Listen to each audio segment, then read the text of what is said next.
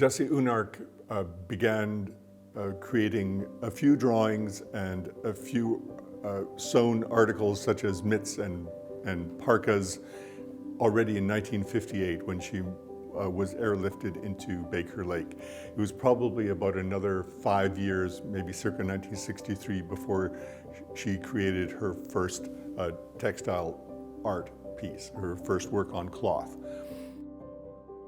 This magnificent hanging dates from about circa 1966 to 1968.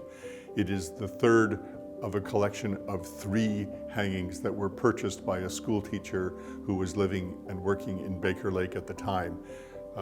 This is the final one that we are offering. This is probably the latest of the 3 hangings and the largest of the 3 hangings from this private collection. It's in pristine condition.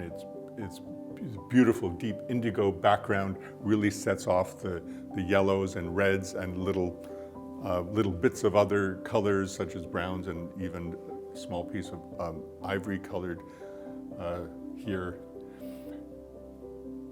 Jessie Oonark, her early works on cloth were generally narrative rather than more symbolic and symmetrical as her work from the 1970s became.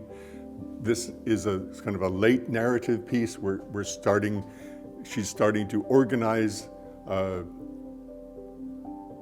the composition in a more structured manner, although there are clearly 3 tiers of different activities: the dog sled, the igloo, the bear hunt in the middle, and the caribou hunt beneath.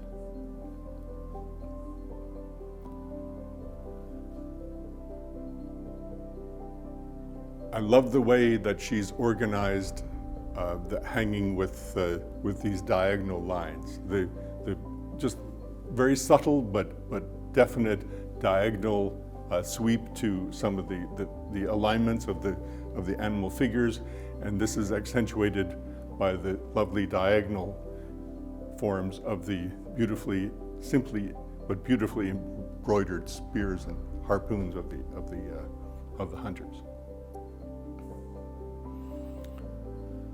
We can see already that Oonark's interest in clothing design here, and a lovely touch of quite complex embroidery here is one of the little surprises that Oonark puts into almost every one of her works on cloth.